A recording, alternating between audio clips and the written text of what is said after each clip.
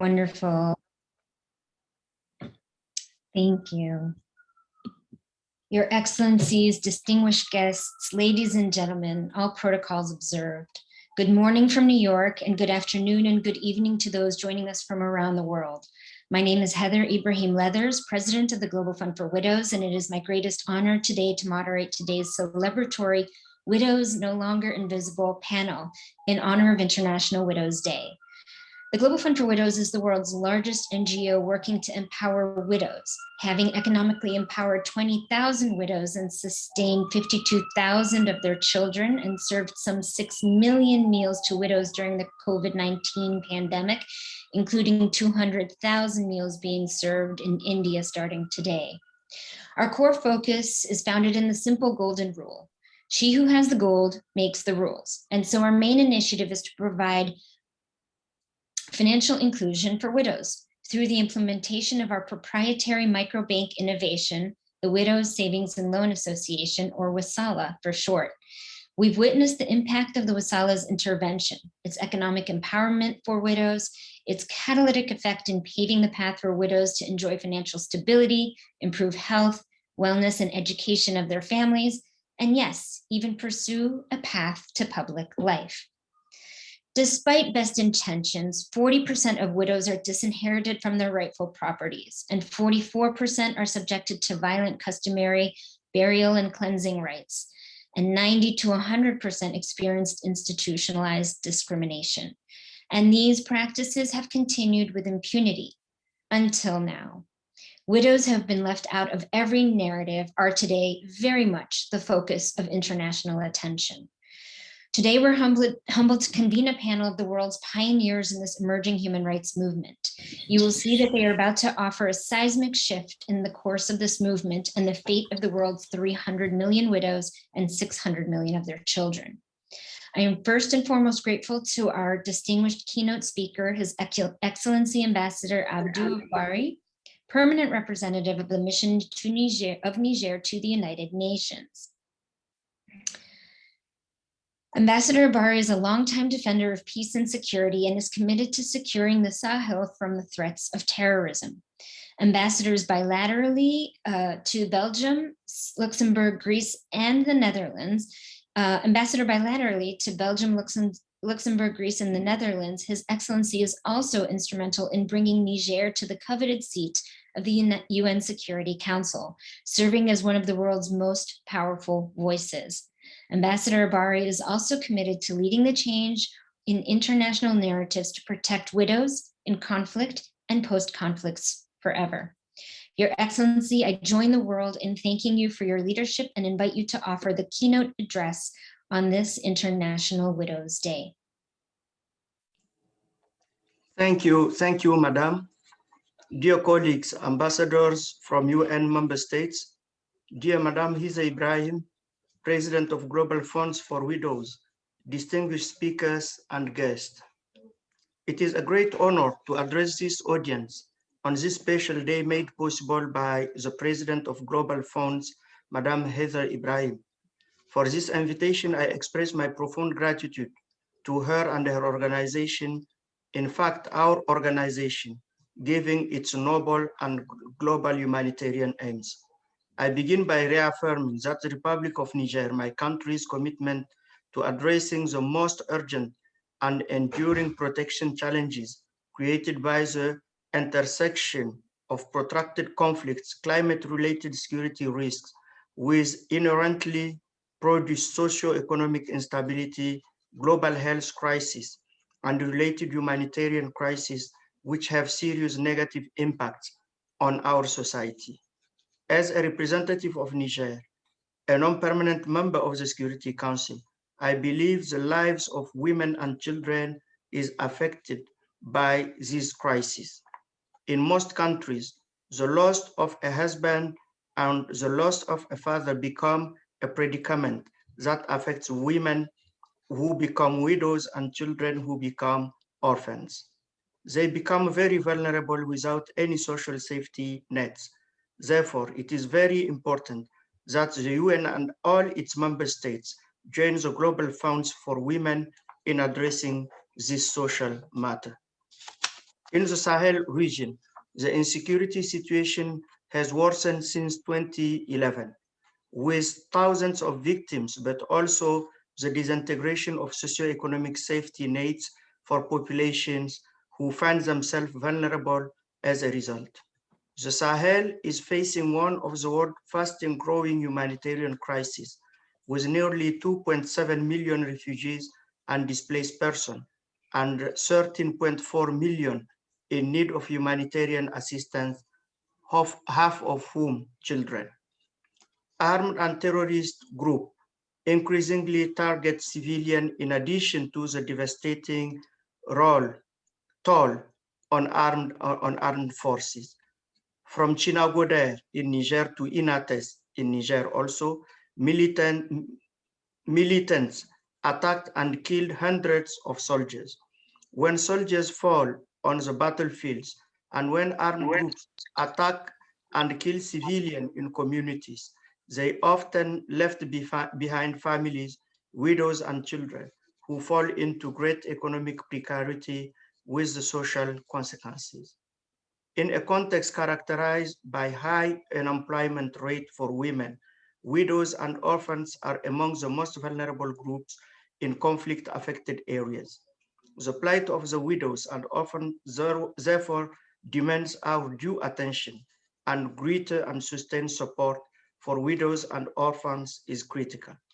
This is particularly salient in the context of a pandemic as the global community assesses how to rebuild better, fairer, more sustainable, and more gender equal societies. Dear colleagues and distinguished guests, Niger counts on the support of the Global Fund for Widows to bolster ongoing efforts by our government, such as WACF, and non-governmental organizations to reach widows and orphans in both rural and urban areas, particularly those who find themselves stripped of financial and social support. In this process, it is important to consider the following points. It will be critical to incorporate.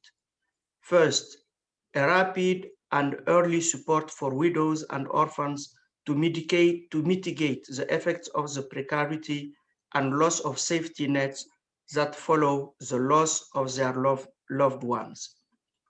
There is need to focus on widows experiencing multiple vulnerabilities, such as internally displaced persons and refugees. Second, an outlook on sustained economic empowerment with long-term income-generating programs that allow women to sustain themselves and their children. Third, a focus on education, especially in conflict-affected areas, in a context where as much as 60% of adolescents aged between 13 and 16 are considered out of school. There can be no substitute to greater investment in education for orphans and particularly girls. In parts of the Sahel, the already challenging access to education have been exacerbated by growing attacks on education. Girls are, as a result, exposed to a higher risk of child marriage, conflict-related sexual violence, and gender-based violence. Fourth, on a longer-term basis, a collaboration with national authorities to further improve the institutional framework to ensure access to financial and physical assets, as well as social protection and safety nets for widows and orphans. Lastly, it is critical that the voices and perspective of widows be considered both in program and peace-building processes at the international, regional, and national levels. I conclude by stating that while women are often the first victims, they also are among the first responders to crisis situations. In the Sahel region, we owe it to these brave women to ensure that they do not fail into deep poverty by implementing economic programs which financially empower them. it is equally important to provide the educational and training support needed so that these women and their children can thrive. I believe through a partnership, Global Fund for Women can help Sahel countries like the Republic of Niger achieve this goal. I really thank you for your invitation and for your kind attention. Thank you, Your Excellency, for your powerful welcome and for your commitment to bringing the voice of widows, both conflict and post-conflict widows, to the floor of the United Nations Security Council. And indeed, you have our commitment of partnering with you to address the points that you raised, including sustained economic empowerment and, of course, education and supporting long-term commitments and peace-building efforts. I thank you for your intervention this morning. It is our privilege to welcome our cornerstone speaker this morning, Ambassador Victoria Sulimani, Deputy Permanent Representative of the Mission of Sierra Leone to the United Nations. Ambassador Sulimani is quite possibly the world's greatest policy advocate for widows, and in the last year, she has quietly moved her ministers and First Lady to dedicate their government to this cause. Ambassador is the leading force for change for widows, but I will not foil the surprise. Ambassador Suleimani, the floor is yours.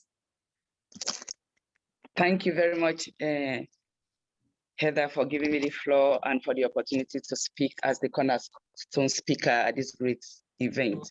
Your Excellencies, professors, and dear colleagues, good morning and good afternoon to our esteemed audience today. It is an honor to be with you today for this celebration of International Widows' Day. In my position as Deputy Permanent Representative of Sierra Leone to the United Nations, I have the privilege of representing a great country that is deeply familiar with our topic of discussion today. My beloved country continues its recovery from a devastating conflict that resulted in an uncounted number of widows. During our delicate recovery, we have been ravaged by the Ebola epidemic and now by the tragic widow-making impact of the COVID-19 pandemic. I have seen the tragedy and inequity of widowhood, and I am witness to its catastrophic intersecting implications on society's most vulnerable women and children.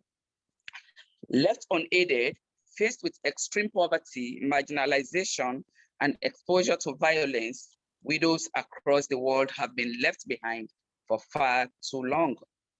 We know that the neglect of widows damages the very core of society, as young women are robbed of opportunity and their children grow up in poverty without fathers, vulnerable to criminal and extremist indoctrination, child marriage, and the reprehensible phenomenon of child widow. This intergenerational cycle sets in motion every time a widow is left behind, and it has to be addressed. Until now, widow's plight has been invincible, but that was in the past. As I speak, the permanent mission of Sierra Leone to the United Nations has taken widows' plight to the heart and have fought for their rights at every possible opportunity. After this year's CSW, when the African group in New York, led by Sierra Leone and other like-minded states, pushed time and again to submit language to the agreed conclusions on widowhood, only to be removed at each attempt. I knew that widows and widowhood movement deserved better. This is why Sierra Leone will be submitting a resolution to the UN General Assembly's third committee this fall. We will make sure that widows get the recognition they deserve. And we will ensure that the member states of the United Nations understand and acknowledge the challenges and rights violations they face with the adoption of this resolution. I am also grateful for the support of the Global Fund for Widows, the support the Global Fund for Widows is providing to transform our dream into a reality. That is why I am honored to be here today on this International Widows' Day celebration. We are celebrating invincible no more, which means widows are no more invisible, because we are indeed ensuring that their rights can no no longer be overlooked by the global community. By enshrining the protection, promotion, and advancement of widows' fundamental human rights in international law, we give widows and their children a means to an end of the human rights violations that they have endured. With the world's support and elimination of discriminatory attitudes that have held them back, widows may finally find their path. We know that when widows thrive, their communities do too. There is less poverty, less hunger, less child marriage, more education, more health, more happiness, and more stability. Widows will be able to turn towards their community and invest in other women, provide scholarships for children, volunteer alongside their communities, advocate for their political leaders, and much more. I am honored to be here with some of the world's greatest experts and advocates of widows who are fighting for the rights of widows from the United Nations, the academia, as cultural leaders within their countries. They each give us hope for a better future for widows. I also wish to thank the Global Fund for Widows for being a pioneering force behind this movement and for bringing us all together here today in solidarity with widows as Sierra Leone's supporter and partner in the General Assembly. Finally, my actions and commitments made here today on behalf of Sierra Leone prove how visible widows have become. I thank you for listening. Thank you, Ambassador Suleimani, for your courage and commitment to introduce the first international body of law in the United Nations addressing the issue of widowhood. We commend you. India is home to over 55 million widows, the largest known population of widows in the world. Considered invisible, widows of India are slowly becoming very much visible in the eyes of India's government, society, and culture. This is due to the quiet but powerful interventions of our next esteemed two guests. Madam Ritu Chhabria is one of India's most powerful and inspiring women. Executive Director of Finolex Industries, Ms. Chhabria is also involved in the serious business of philanthropy, empowering thousands of India's most vulnerable women through her globally awarded directorship of the Mukul Madhav Foundation. Known internally as the Action Pack, Ms. Chhabria's team has been quietly supporting rural widows for years, yet they are committed to furthering their impact, not only in the field, but in the global theater as well. Ms. Chhabria, we welcome you.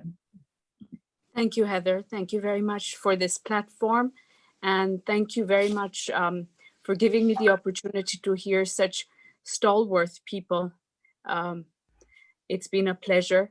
And well, there's just so much that has been said, but I would like to sort of boil down to saying that we are looking for respect, recognition, and inclusiveness. I think these are the three key words that we take back from the speakers before me. And there is a lot that has been said, a lot is being done.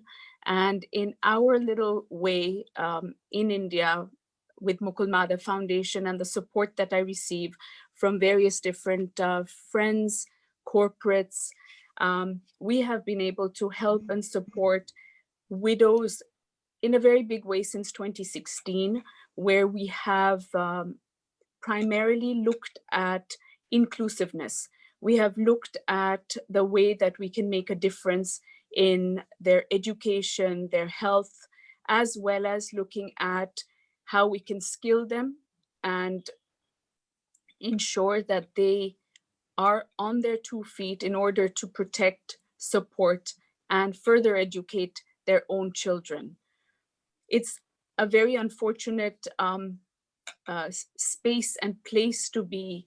And I have seen this as I have grown over the years. I have seen an aunt of mine widowed at a very young age, but I saw my grandfather making her very inclusive by making sure that she doesn't stay home and that she's going out to work at our own family hospital, which grew strength to strength under her tutelage. And I'm very happy that, you know, this exposed me to so much. I was speaking to Heather a couple of weeks ago, and I think what I really would like to put forward over here is that we all have opportunities to bring ourselves together. And she was talking to me about Visala, the bank, and the ideas towards how funds can be brought together. And there are so many different policies all over. I mean, India has so many different support systems and subsidies that are available, but unfortunately, due to lack of knowledge and bureaucracy, it's not really reaching the end. Well, a widow who really needs to reach out is not able to get her hands into the funds that have been set aside by the government or various different subsidies that are available. So a lack of knowledge, a lot of bureaucracy has to be eliminated. We need to see how we can help. And I think what we broke through in 2019 is that we found a group of 412 widows between 6 villages. These were widows of farmers who, due to the farmers' suicides that became a rampant problem between 2016, and it still carries on. But in 2019, I had the opportunity to work with 412 women. We had local NGOs that came together. We were all working together to see how we can bring in knowledge and inclusiveness. Here we had women come together, accepting the fact that they want to move on. They didn't want to sit back. They didn't want to be pushed around. They wanted to stand up and they wanted to fight for their rights. We helped them to do so. We fought for the land that belonged to them. We ensured that they had their own property. We taught them about their soil. We taught them about what was left behind by their husbands. They had a huge amount of loans, and to pay back those loans, they had to stand up on their feet for the respectability that they deserved. We started working with them, and I'm happy to say in these last 3 years, we've seen that these ladies have become stronger and stronger in the way that they are asking for recognition. They're not shying away anymore. They have been able to pay back 60% of their loans. They've got their children back into education. They're looking into the way that they can represent themselves. They've got respect from their in-laws. Those who had shunted them away are now wanting to include them because now they have become breadwinners of the families. So there has to be a shift in the thought process. And I think initially I started working with just giving comfort to institutions that were housing single women or widowed women. But thereafter, this has been the bigger project that we've worked in, and working along with all the panelists here, as well as with Heather and the strong advocacies that can be set forward, policies that can be changed all over. I think I'm really looking forward to making that shift alongside all of you. So thank you very much for this opportunity. And I thank you once again, Heather, for having me here on this platform. Thank you. The privilege is ours. Thank you so much, Madam Chhabria, or Ritu, for joining us and for your formidable support to widows of India and the world. And all I can say is may God help those who try to get in your way in making this plight a thing of the past. It takes a visionary of heart and mind to do the work of our next esteemed guest. Ms. Kulsum Shadab Wahab is an award-winning humanitarian, spearheading the Hothur Foundation in India. Her focus on victims of acid attacks and their marginalization are driving her innovative approach to empowering these functional widows through both science and fashion. Ms. Wahab, it's a privilege to welcome you.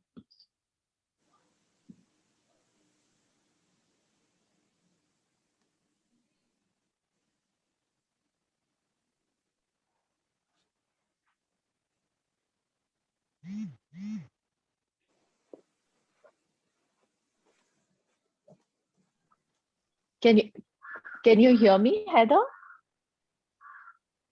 Hello?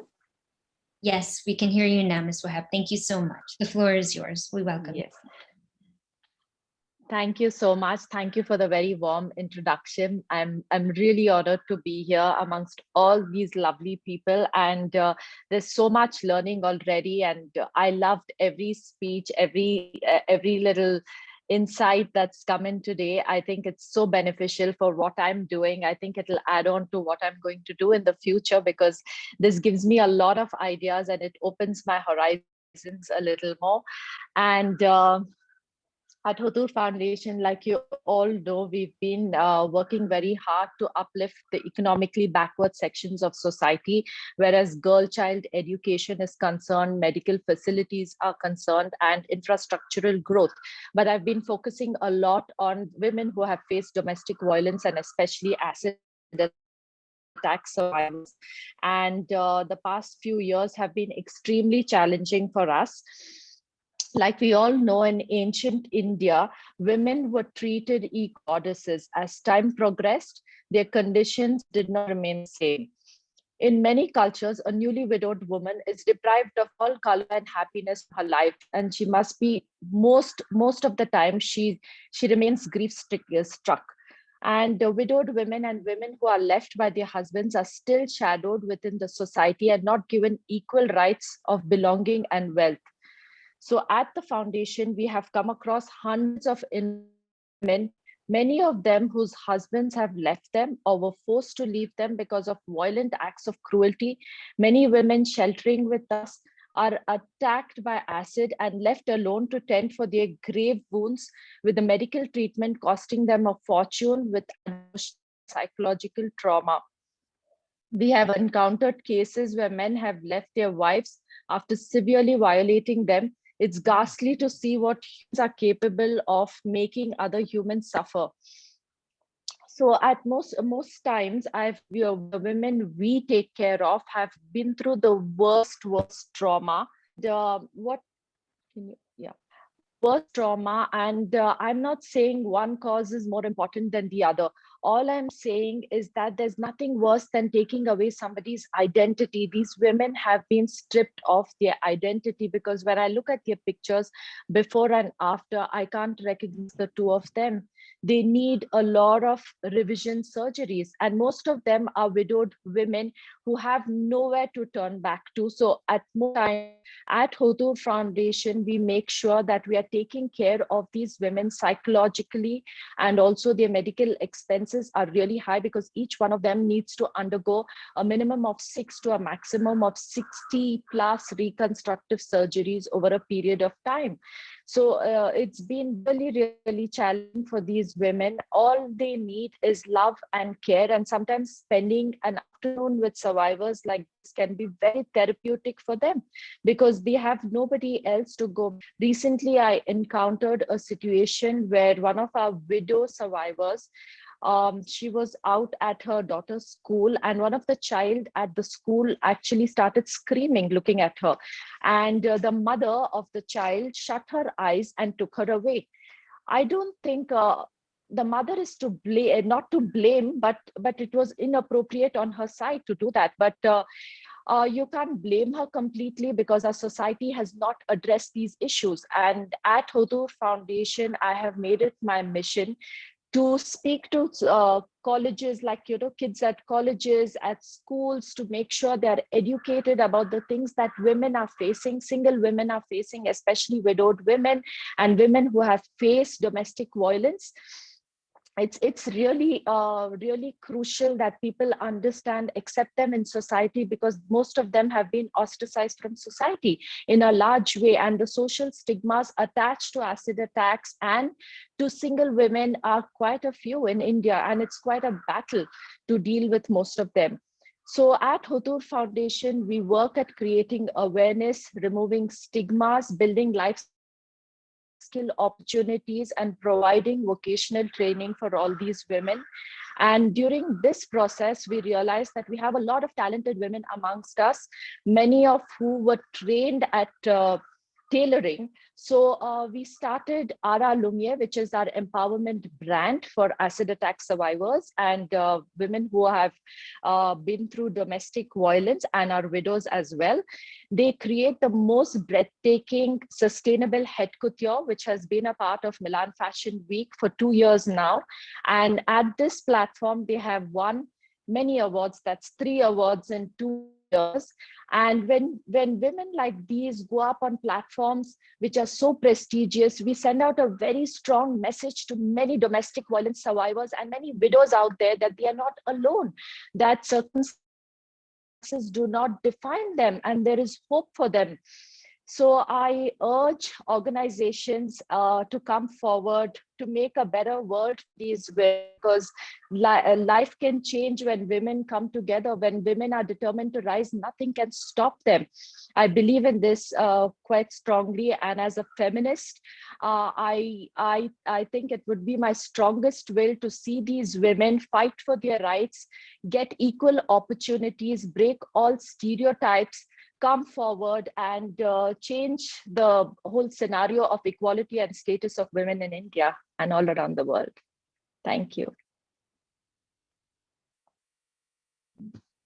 Thank you, Ms. Wahab, for seeing the needs of these once invisible women and using your influence and your voice to catapult them on the global theater economically and socially. And we congratulate you and look forward to working with you as well. Thank you so much for your intervention. In March, UN Women offered its first public. Thank you. In March, UN Women offered its first public address in support of widowhood at the Global Fund for Widows United Nations side event hosted by Sierra Leone. Since then, UN Women has been the focus of global accolades on its leadership in mainstreaming the widowhood movement and its efforts to amplify the need for widows' empowerment around the world.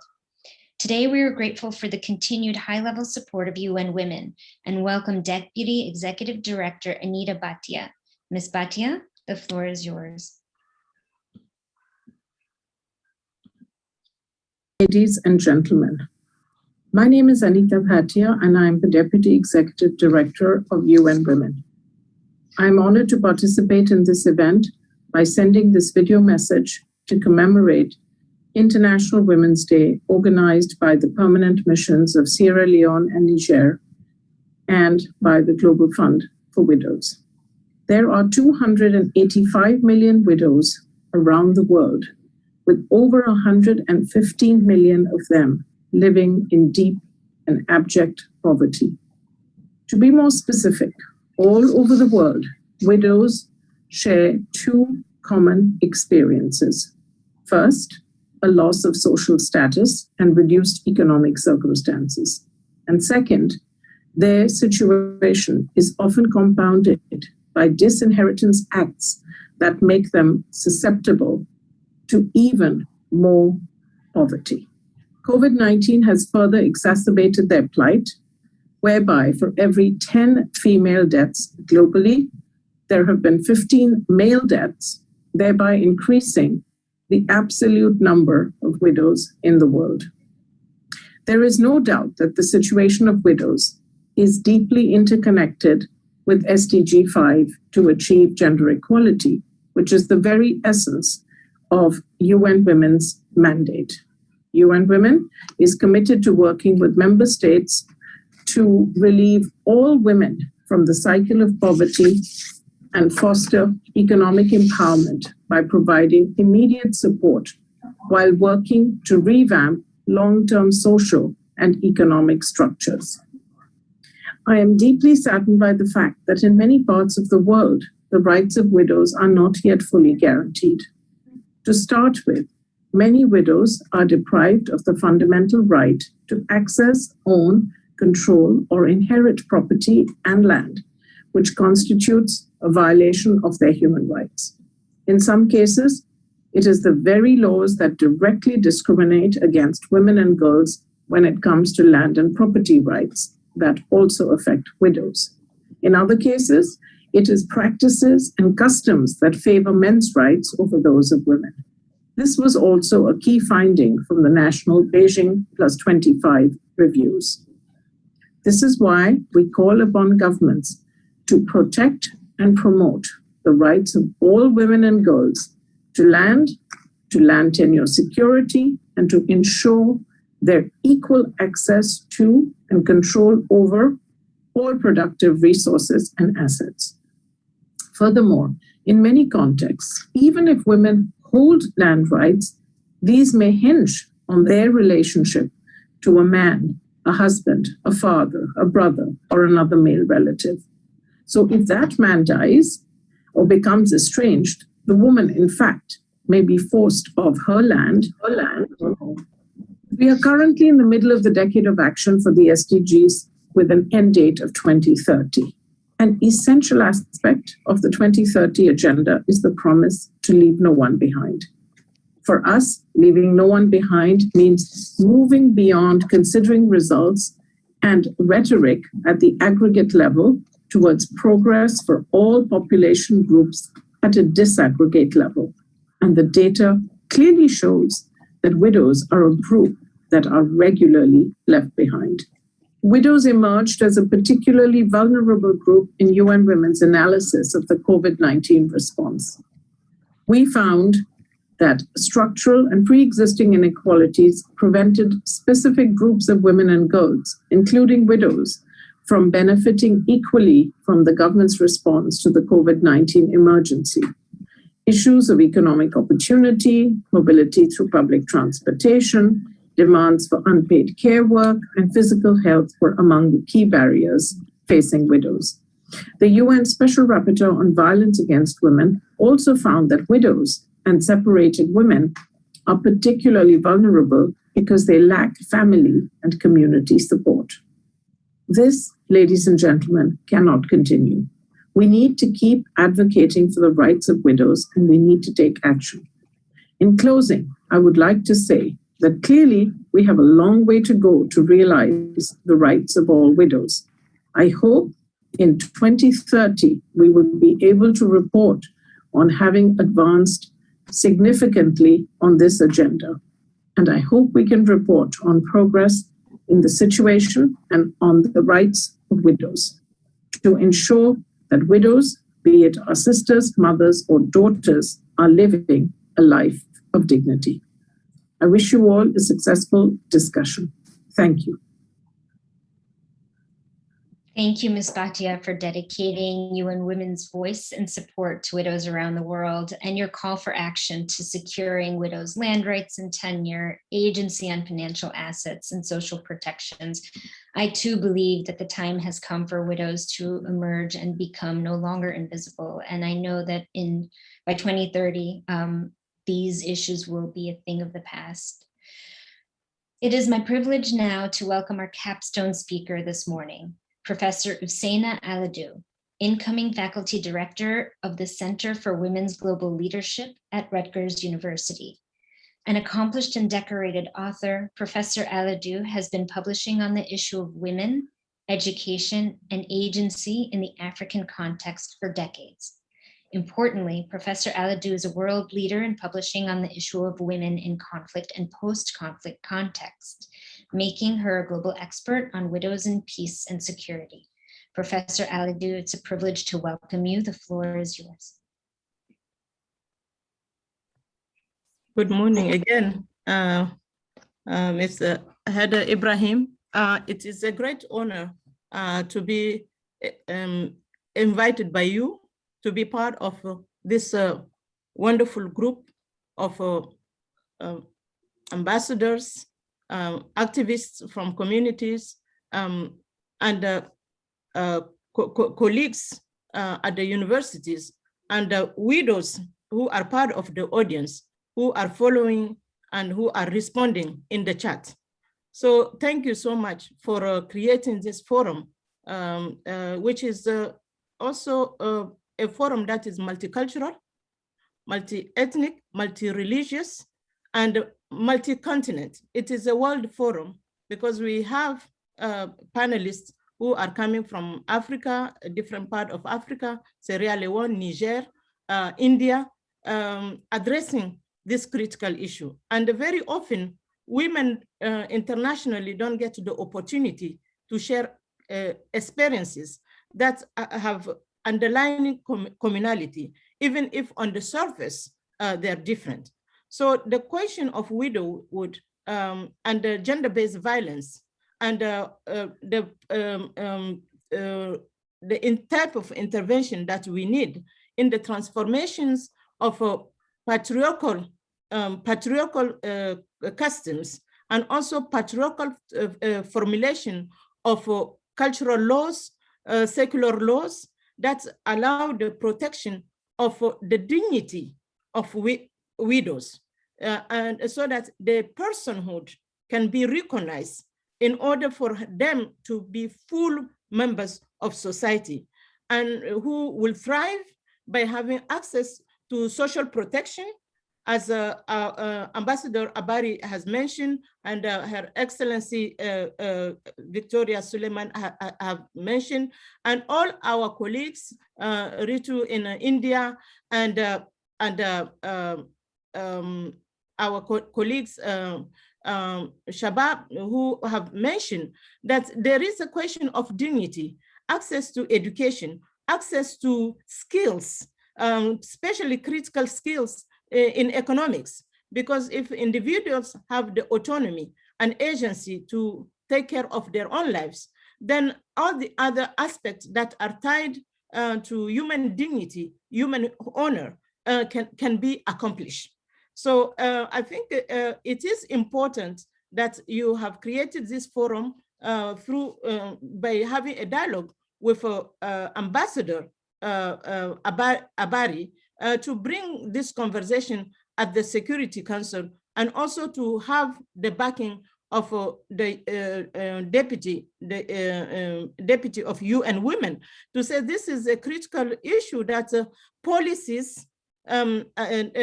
policy makers and government should intervene to support organizations, NGOs, activists, and educators, and families and communities to rethink the place of widows in society and to impart gender equality, because gender equality and visibility of vulnerable members of the citizenry, which are widows, who by culture are put in the shadow.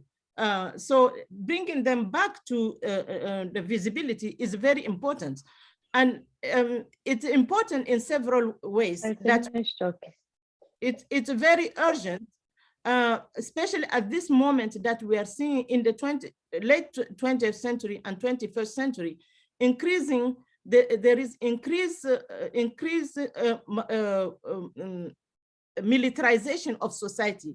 What I'm talking about by militarization of society, by both illegitimate and legitimate armies, creating a huge demographics of young women who become victimized, become vulnerable individuals as widows, because they, first of all, they have gone through forced marriages by condition that is not of their own will, and then find themselves as the crossfires in wars.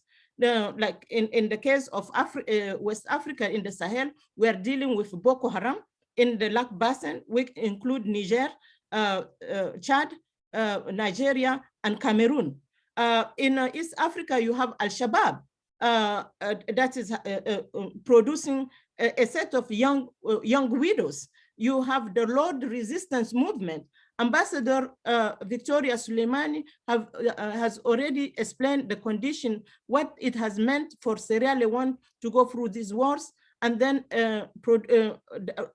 more than 20 years of war, and followed by Ebola, and then now we are dealing with COVID. And this is a pattern not only in Africa, but in Asia. So it is really very critical that at the UN Security Council, that we look at what does it mean when we have in the 21st centuries different forms of wars over resources, the struggle of resources that continue to generate a demographic of young women who have to face life in widowhood in a society where laws, customary laws and secular laws have not created the structure to address their condition.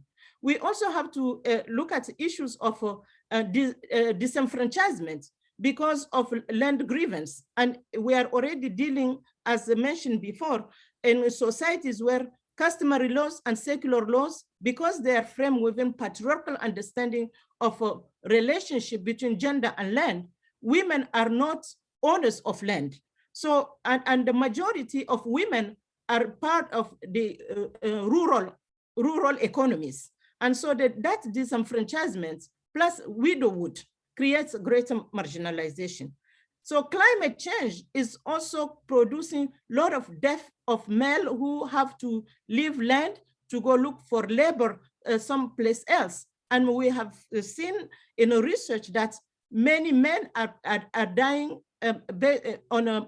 as migrant laborers somewhere else, leaving women who are very young to take care of orphans and also extended family, which included their own and that of the husband that they have inherited.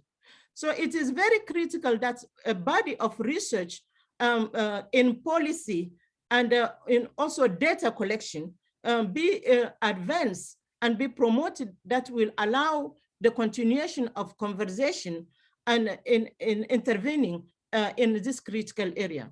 So I will say that I'm really grateful, Ms. Hada Ibrahim, that you have created this platform and you have invested a lot and continue your commitment to bringing visibility to widows all over the world, especially in the global South, where in countries like Niger, throughout the Sahel, in West Africa, East Africa, in India, to say this is a moral issue that the world must pay special attention to.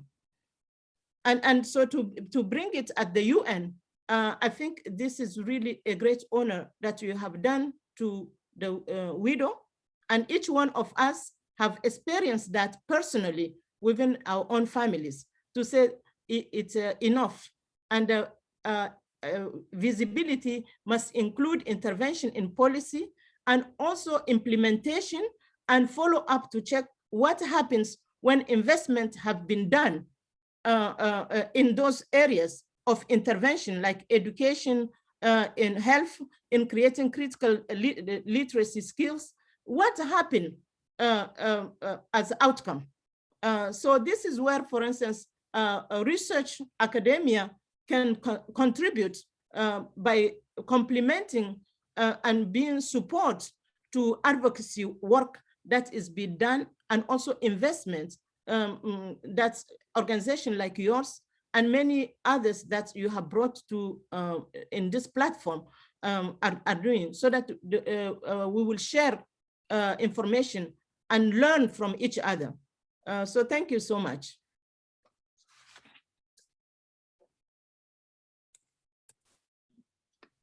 Professor Alladu, thank you for your vision. Thank you for leveraging the power of the Center for the Women's Global Leadership under your guidance to spearhead and the power of academic thought leadership on the issue of widowhood. And you will be the first academic institution to invest time and thought on this issue. And so we commend you for your vision. We commend you for your call to action. And we're eternally grateful for the opportunity to partner with you. Thank you so much. Excellencies, ladies and gentlemen, the Global Fund for Widows is honored to have shared with you today the formidable dedication and support of the widowhood movement from some of the most influential leaders on the world stage. From visionary and powerful philanthropists and businesswomen in India to academia's most outspoken trailblazers, to the formidable global influence of UN Women, and now even to the supremacy of the United Nations Security Council carried by Ambassador Abarry and the General Assembly carried by Ambassador Sulimani, widows are no longer invisible. The committed advocacy of these dedicated leading lights ensure that widows will no longer be left behind, and indeed will achieve the rights, voice, and empowerment to allow them to be their own leading lights for their families, communities, countries, and the world.